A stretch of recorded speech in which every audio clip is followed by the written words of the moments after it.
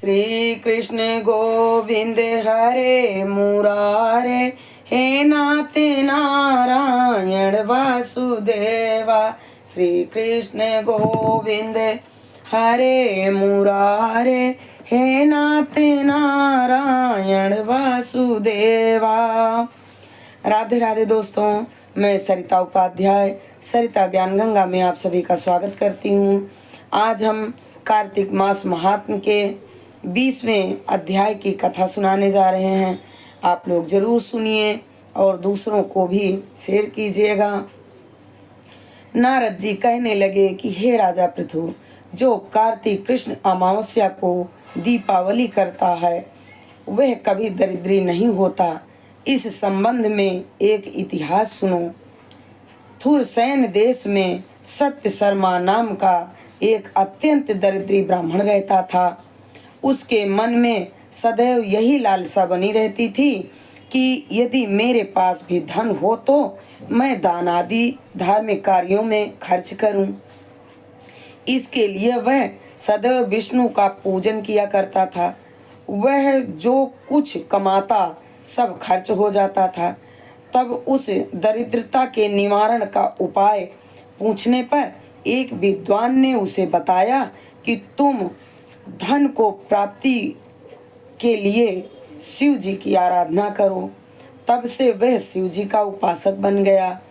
निदान 1 वर्ष बीतने पर एक दिन शिव जी ब्राह्मण का रूप धारण करके उसके पास आए और बोले कि हे विप्र, धन की प्राप्ति हेतु तुम राजा के पास जाकर उससे वरदान मांगो कि कार्तिक वदी अमावस्या को हमारे सिवाय और कोई अपने घर में दीपक न जलावे। ब्राह्मण ने ऐसा ही किया और राजा ने उसकी बात पर स्वीकृति कर ली।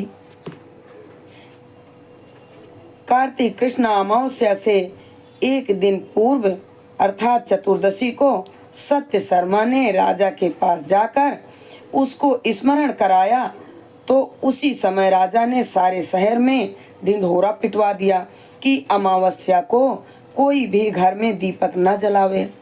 राजा की आज्ञा अनुसार अमावस्या की रात्रि को किसी ने भी दीपक नहीं जलाया। जब रात्रि को लक्ष्मी जी नगर में आई तो देखा कि सारे नगर में अंधेरा है, मगर एक ब्राह्मण के घर खूब सजा हुआ है, साथ ही दीपमाला से जगमगा रहा है। लक्ष्मी जी प्रसन्न होकर जब उस घर में जाने लगी तो ब्राह्मण ने उसका रास्ता रोक लिया और कहने लगा कि हे भद्रे, तुम्हारा पति अति कठोर है और तुम अति चंचल हो, इस कारण तुम हमारे घर में प्रवेश मत करो। तब लक्ष्मी जी कहने लगी कि भगवान के शयन के समय मैं आई हूँ, अतः निश्चय करके तुम्हारे घर में वास करूंगी। यह सुनकर ब्राह्मण ने कहा कि यदि तुम इस बात की शपथ ले लो कि 3 वंश पर्यंत तुम हमारे घर से नहीं जाओगी और यहीं वास करोगी, हमारे घर में आ सकती हो।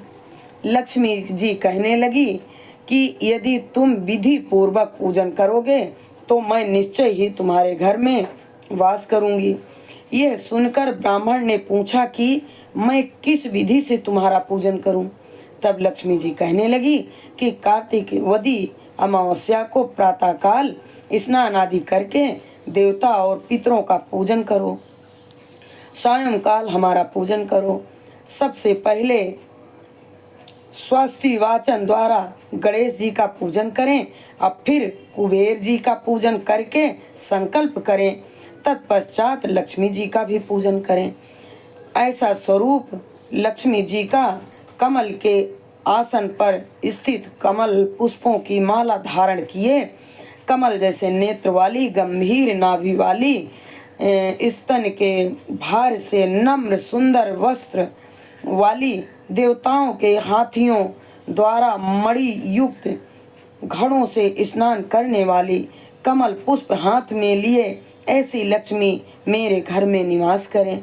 सर्वप्रथम लक्ष्मी जी को आसन दें, फिर पाद अर्ध आचमन स्नान वस्त्र धूप दीप नैवेद्य जल तांबूल सुपारी इन सब वस्तुओं को अर्पण करके नमस्कार करें, दीप जलावें और तामस रात्रि भगवान की कीर्तन करें। इस प्रकार कुबेर तथा लक्ष्मी जी का पूजन करें। ब्राह्मणों को भोजन करावें, तत्पश्चात बंधु बांधुओं सहित आप भी भोजन करें। सत्य शर्मा ने विधि पूर्वक इसी प्रकार किया, जिससे उसके घर बहुत सा धन धान्य हो गया। इसके बाद उसने अनेक यज्ञ भी किए। फिर सत्य शर्मा विरक्त होकर मथुरा चला गया और वहीं पर समाधि ले लिया। विष्णु लोक को प्राप्त हो गया। 20वां अध्याय संपूर्ण हुआ। अच्युतम केशवम राम नारायणम कृष्ण दामोदरम वासुदेवम हरे श्रीधरम माधवम गोपिका वल्लभम जानकी नायकम रामचंद्रम भजे राधिका नायकम कृष्णचंद्रम भजे। श्री लक्ष्मी नारायण के चरणों में हमारा कोटि कोटि प्रणाम स्वीकार हो। श्री तुलसा मैया के चरणों में हमारा कोटि कोटि प्रणाम स्वीकार हो।